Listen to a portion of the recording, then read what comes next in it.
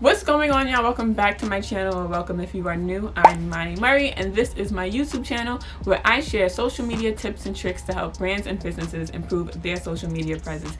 And today we are going to be talking about 10 myths about social media that need to be debunked and left in 2020. Please. They are in no special order. They are not about just one specific platform.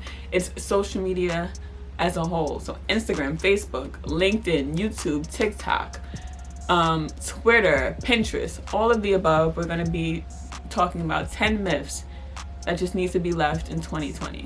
2020 is already bad enough.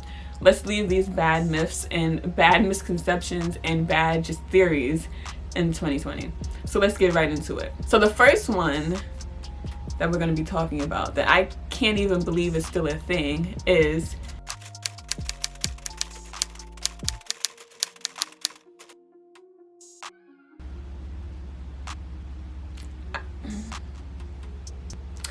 if you don't know, people can tell when you buy followers or when you buy likes because your engagement, your likes, it doesn't add up. You can have 100,000 followers and you have 5 likes. Make it make sense. You need to grow your platforms organically. Organically, grow it. Do not sit here and buy anything. Don't buy followers, don't buy likes, don't the bots, all of that. Let's leave that in 2020. So, and the next myth is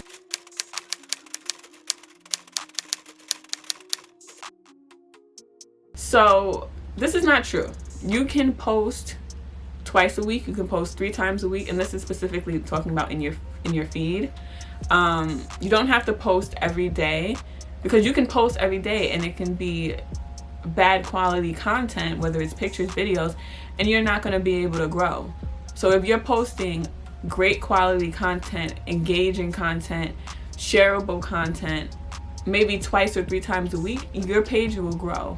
Now you can post all day, every day on Twitter, Pinterest, because the more you post on Pinterest, the better, but you don't have to post every day, all day on Instagram. Now your stories, go have a ball, but actually in your feed you don't need to post all day every day because it may not even be resonating with anybody. So to follow up with the posting aspect, the third myth is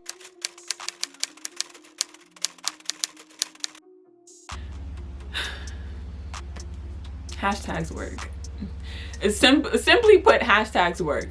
They can build community, they can increase your reach. If you're using them the right way, they can work. Now granted, with the whole election and Instagram taking hashtags, the recent hashtags away, that was kind of annoying, but you could still populate in the hashtag page.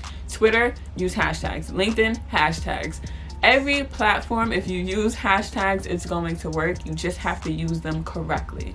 Because if you're using hashtags that may have 3 billion posts already in it, nobody's going to see your hashtag. Nobody's going to see your post. But if you're using hashtags that are smaller in number, makes sense for your brand and are actually tying back to what your content is about, your hashtags are going to work.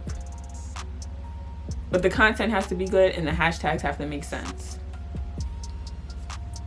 So the next myth that most people believe, especially when it comes to YouTube and creating videos, is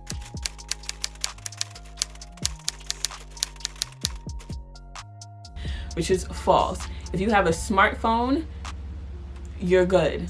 If you're creating YouTube videos, IGTV videos, any type of video content, all you really need is natural light and phone.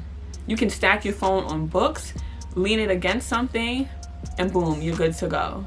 Now it's good to have, it's great, like invest in yourself, but you don't need to just to make that first video.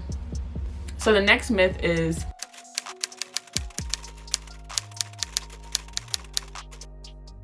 that is false. That is false. Just plain on, that is false. Email marketing is one of the top forms of marketing that continues to produce positive results. Whether you're trying to get new customers, potential customers, reach old customers, you should still be incorporating email marketing into your marketing strategy. What if they don't follow you on social media, but you have their email address? You're still connecting with them in some type of way. What if they don't have social media as a whole? Most people have email, so being able to reach them through email is super, super important. So the next myth, the next myth is something that I believed at once because I didn't want to deal with it, but it's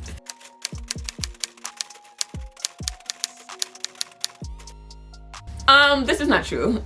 There's so many different positive aspects to Facebook, even though they're going through some legal issues right now, but there are some positive aspects and features that you can incorporate into your brand and business social media strategy. For one, Facebook groups, I did a video on it, definitely produces a lot of benefits, definitely has a lot of benefits to being in Facebook groups.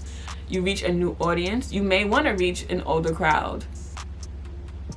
Start utilizing your Facebook group. And if you already have an Instagram business page, that means you have a Facebook page, so cross promote.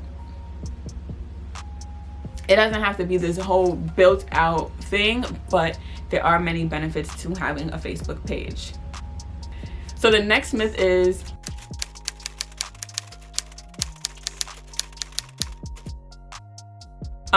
you don't need thousands and thousands and thousands of followers to get booked for a brand deal, because if you're able to show the brand, like, this is what I can bring to the table, this is what I can produce, this is my engagement rate, my followers are highly engaged, they're probably going to either, if they're going to say no now, you're on their radar. And as far as being booked for a speaker, I have 1,200 followers, right? A few months ago, I did an international conference about hashtags. They discovered me from YouTube, okay? You don't need to have all of these followers to be booked on a brand deal or to be booked as a speaker. You may start out with it being free products and being paid less than what you see other people being paid, but most of the time these people on social media are gassing it. Like, let's be honest. So yeah, that is a myth. If you pitch yourself right, if you show them the numbers, if you align with the brand, whether you're being booked as a speaker or you're being booked as a brand ambassador, if it makes sense for the brand and for you, 9 times out of 10, it'll work. And then you can move on to the next brand and maybe get more than what you got originally from the first brand, because you're showing them, like, listen, I did this for this brand, this is what I can do for you, and more. The next myth is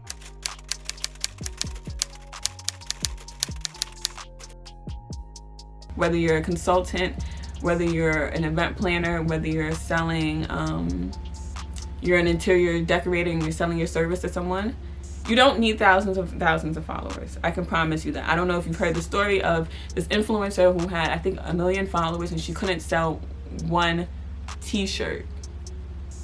If your community, if your following is engaged with you and you have the right market and you're targeting the right audience, it'll work. And P.S., your target audience is not your family and friends. You may have some family and friends that are supporting you because they like what you're doing, but those are not your target audience. Sorry to break it to you. But it's very possible to have 200 followers and being able to sell that you do event planning, that you are an interior decorator, or that you have merch coming, and it's very possible. You just need to have a very dedicated group, a very dedicated following, and people that believe in your vision. Just saying. I've seen it happen. People with all these followers can't even sell. They can't even be hired for something. Don't believe the hype. Followers truly don't matter, even though it looks good and all of that stuff.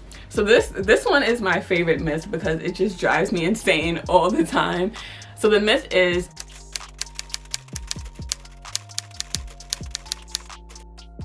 what happens? What happens when social media goes down? Because we've seen it before. Twitter goes down, Instagram, Facebook, all of that, YouTube. What happens when they go down for the day? Where are your customers, your clients? Where are they gonna go to see what you do, how you do it, your work, all of that? Where are they gonna go? You need to have a website. I'm not saying it needs to be this amazing built out website that you can do 3D content and all that. No, but you need to have some type of presence offline. And when I say offline, I mean off of social media. Because granted, people do use your social media to see what you've done, but having a presence, having a website is more secure. It's your backup, honestly. Before, it used to be that your website was the main form of content. People would go to your social media as a backup. Now it's kind of reversed, but you still want to have that security. So go ahead and get you a domain and get you a website. There's so many: WordPress, Wix, Squarespace. Get you GoDaddy. Get you a domain, please and thank you. And the last social media myth. And I know my social media managers can understand, for those that work in-house, or even if you're hired through an agency. Many people believe that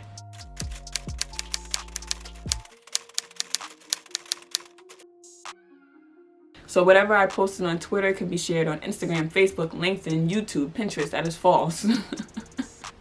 That is false for so many reasons. For one, what you post on Instagram, you may post a long caption on Instagram. You can't do that over on Twitter. You're gonna have to. It may not resonate with the audience. You're gonna run out of characters. Also, what's made for Instagram is not gonna work for Twitter. What's made for YouTube is not gonna work for Twitter. What's made for Pinterest is not gonna work for YouTube. They all have their own different purpose. So YouTube is more so for longer content, longer video content, right? With on Instagram, even though Instagram has so many different types of elements to it, they have the shorter content, the longer form content, all of that. That's more, you can get away with using that, but when it comes to like longer form content, or if you don't want to share a long video on Twitter. Nobody's on Twitter watching 10-minute long videos. You lose people after a minute, if that, on Twitter. Same thing with LinkedIn. Same thing with Facebook. Your YouTube videos should not be on Facebook if they're longer than like 5 minutes, honestly.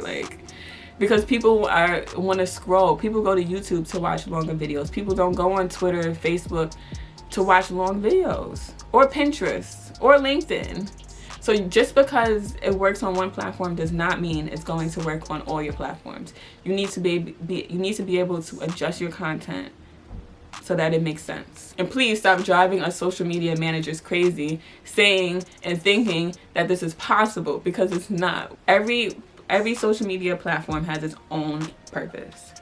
So please, let's leave all of these myths in 2020, okay? Let's just leave it with this year. We don't need to bring it into 2021. And yeah, so that's all for today's video. Thank you for watching. I hope you guys enjoyed, and I hope you took some notes. As always, you can follow me at Imani Murray, and I will see you in my next video.